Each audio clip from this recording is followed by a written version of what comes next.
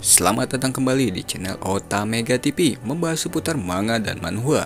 Kali ini Mimin akan kembali melanjutkan alur cerita manhwa yang berjudul Kembali dari Dunia Dewa. Tidak usah lama-lama, kita langsung aja ke alur ceritanya. Melanjutkan cerita sebelumnya, Yun Meng dan Chen Wu mendatangi Yun Qinyang karena sebelumnya mereka mendengar suara pertarungan. Mereka terkejut melihat Yun Qinyang terluka dan juga Yun Hao yang sudah mati. Merasa khawatir dengan tuannya yang penuh luka, Chen Wu berniat memanggil tabib. Namun, Yun Qinyang meminta Chen Wu untuk tidak mengkhawatirkannya dan berkata yang membunuh Yun Hao adalah dirinya karena Yun Hao adalah pengkhianat keluarga Yun. Yun Qinyang menganggap Chen Wu telah berjasa mengungkap pengkhianatan Yun Hao. Oleh karena itu, dirinya memberi penawaran kepada Chen Wu untuk menjadi bagian keluarga Yun.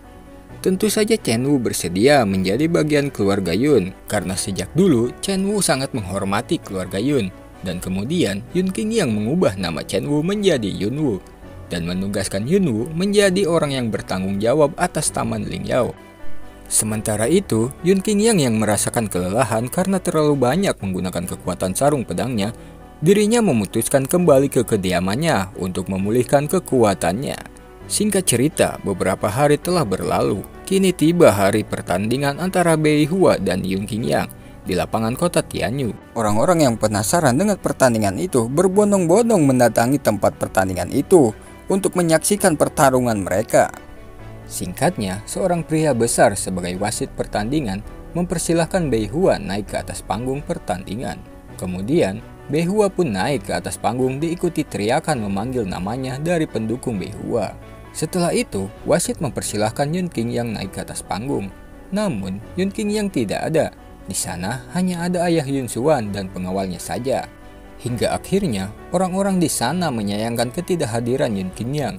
Dan juga mereka mengatakan jenius pertama dari kota Tianyu kini berubah menjadi kura-kura penakut. Sementara itu, Bei Hua merasa sudah menang tanpa repot-repot harus bertanding. Dan kemudian, Bei Hua meminta ayah Yun Xuan menyerahkan Taman Lingyao. Namun, tiba-tiba saja Yun Qinyang datang, menginjak tangan Bei Hua hingga ia berteriak kesakitan. Setelah itu, Yun Qinyang memprovokasi Bei Hua, mengatakan jika dirinya mengira itu anjing yang sedang menggonggong. Mendengar ucapan Yun Qinyang tentu saja membuat Bei Hua sangat marah. Singkatnya, pertandingan akan dimulai. Mereka sudah berada di posisi masing-masing. Ketika baru saja si wasit memulai pertandingan, sekejap mata Yun Qinyang sudah berada di hadapan Bei Hua. Lalu Yun Qinyang melesatkan pukulannya begitu kencang, hingga akhirnya tubuh Bei Hua terpental dan menggelinding ke arah luar lapangan pertandingan. Namun, sayangnya Bei Hua berhasil menghentikan tubuhnya yang menggelinding dengan menancapkan pedang yang ia bawa. Merasakan kehebatan pukulan Yun Qinyang, Bei Hua merasa Yun Qinyang berbohong kalau kekuatannya berada di Xingjing level 5. Setelah itu, Bei Hua membuka kain penutup pedang itu dan mengeluarkan pedang itu dari sarung pedangnya. Pedang itu bernama Embun Ungu, senjata ajaib tingkat raja.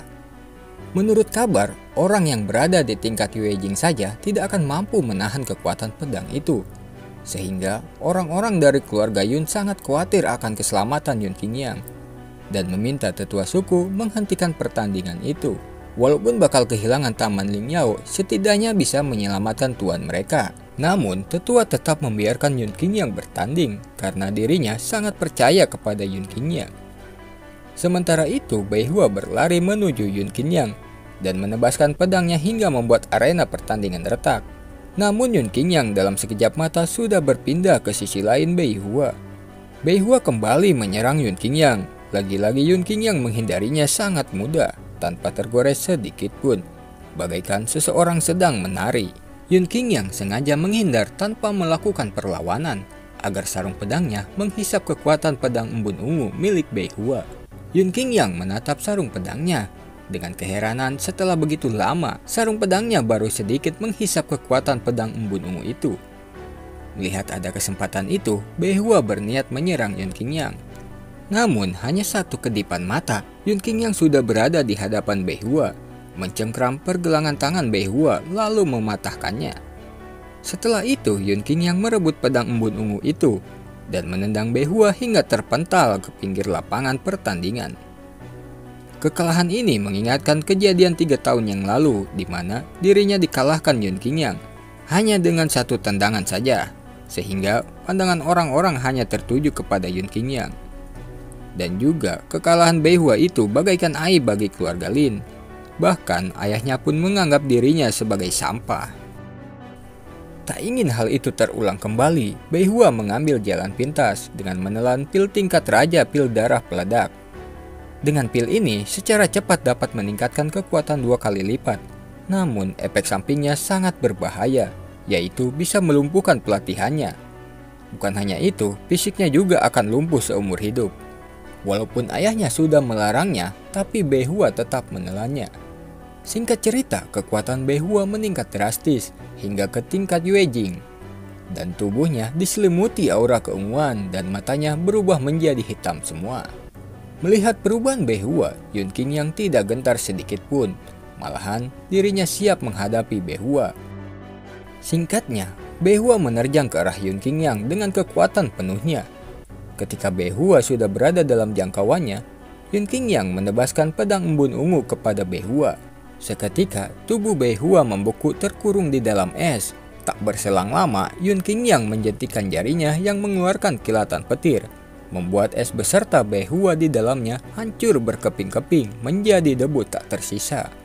Melihat kejadian yang mengerikan itu, orang-orang di sana melotot dan berkeringat dingin karena ketakutan. Tiba-tiba, ayah Bei Hua menaiki lapangan pertandingan, berniat membalas dendam kematian anaknya. Namun, salah satu anggota keluarga Lin segera menghentikannya dan mengatakan Yun Qingyang bukanlah lawannya. Mau tak mau, ayah Bei Hua hanya bisa menangis dan pasrah atas kematian anaknya, dan membenarkan apa yang diucapkan orang yang berada di sampingnya itu. Setelah itu, sesuai perjanjian, ayah Bei Hua menyerahkan tambang besi Wuyin menjadi milik keluarga Yun. Namun, ayah Bei Hua meminta pedang embun ungu dikembalikan karena tidak ada dalam perjanjiannya. Bukannya dikembalikan, Yun Qingyang malahan mengarahkan pedang itu ke leher ayah Bei Hua dan meminta tebusan dengan sekotak pil obat tingkat raja dan juga 1000 perak. Merasa pedang embun ungu lebih berharga, ayah Bei Hua memberikan uang tebusan dan pil obat yang dipinta Yun Qingyang, dan Yun Qingyang memberikan pedang embun ungu itu kepada ayah Bei Hua. Setelah itu, Yun Qingyang pergi meninggalkan ayah Bei Hua. Kemudian, Yun Qingyang meminta kepada tetua Yun untuk memberi perintah seseorang dari keluarga Yun untuk mengambil alih tambang besi Wuyin. Namun, tetua Yun berkata dirinya lah yang akan mengambil alih tambang besi Wuyin. Dan setelah itu, tetua Yun bertanya, kenapa Yun Qingyang mengembalikan pedang embun itu dengan harga yang murah? Bagaimanapun, itu adalah benda pusaka tingkat raja. Lantas Yun Qingyang menjawab, tak perlu khawatir, dirinya telah menggunakan pedang itu untuk membunuh Bei Hua, dan juga telah menarik kekuatan pedang itu. Sekarang pedang embun ungu itu hanyalah besi tua berkarat. Sementara itu, pedang ungu yang dipegang ayah Bei Hua tiba-tiba patah menjadi 3 bagian. Ayah Bei Hua pun sangat kesal, dan entah apa yang terjadi, tiba-tiba ayah Bei Hua muntah darah. Sementara itu, Yun Qingyang yang sedang berada di kediaman keluarga Yun sedang berbincang-bincang bersama paman dan kakak sepupunya. Yun Qingyang berencana akan meninggalkan kediaman keluarga Yun untuk mencari orang tuanya dan juga meningkatkan kekuatannya. Maka dari itu, Yun Qingyang menyerahkan semua urusan keluarga Yun kepada pamannya. Namun, sebelum Yun Qingyang pergi, dirinya menyerahkan pil pengembali kekuatan yang ia buat sendiri, obat tingkat raja. Saat ini, dengan bantuan roh purba yang mampu mengeluarkan api langit nomor 1 di dunia, Yun Qingyang mampu membuat pil obat tingkat tinggi. Dan kemudian, Yun Xuan menelan pil obat itu. Yun Qingyang juga membantu Yun Xuan agar lebih cepat proses penyembuhannya. Singkat cerita, Lingha Yun Xuan sudah pulih sepenuhnya, bahkan kekuatannya lebih baik dari sebelumnya.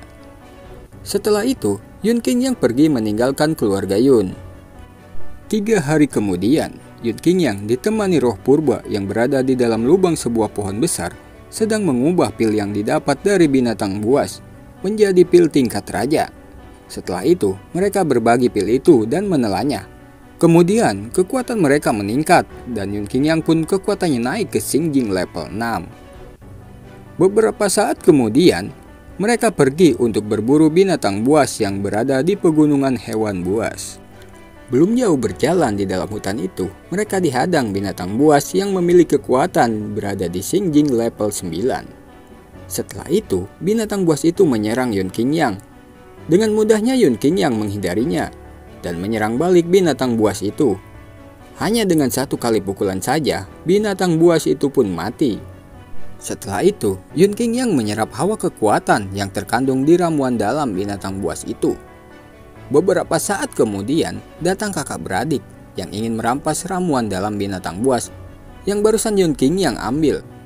Singkat cerita, Yun Qingyang mampu mengalahkan mereka berdua dengan mudah tanpa perlawanan, dan juga mendapatkan peta dari mereka untuk menemukan hati api King Lian yang tersegel, yang dimana hati api King Lian adalah api langit urutan 20 teratas.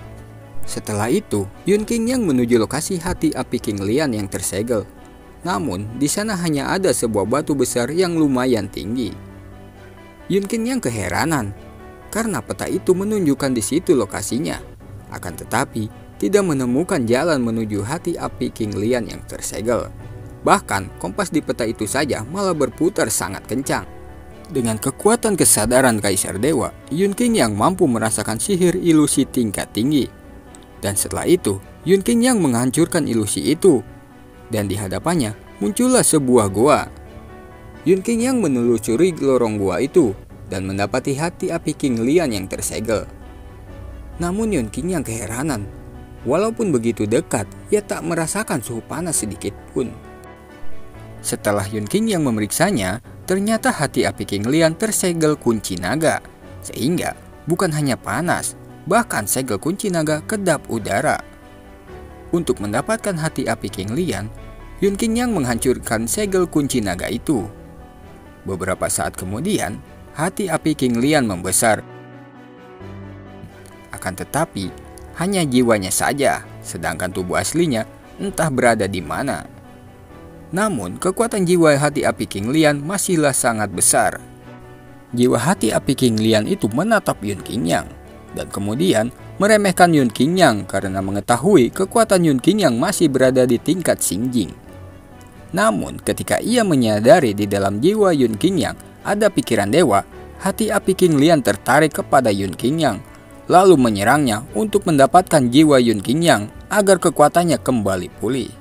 Akan tetapi, setelah masuk ke tubuh Yun Qingyang, ia keheranan karena tak bisa menelan jiwa Yun Qingyang. Bahkan, ia juga tak bisa bergerak karena Yun Qingyang menekan jiwa hati api King Lian dengan kekuatannya. Yun Qingyang merasa beruntung karena ia tak perlu repot-repot harus menghadapi dan menangkapnya. Malahan, jiwa hati api King Lian sendiri yang masuk ke tubuhnya. Kemudian, Yun Qingyang memurnikan jiwa hati api King Lian untuk meningkatkan kekuatannya. Sayangnya, setelah berhasil memurnikan jiwa hati api King Lian, kekuatannya hanya naik satu tingkat ke Xinjing level 7.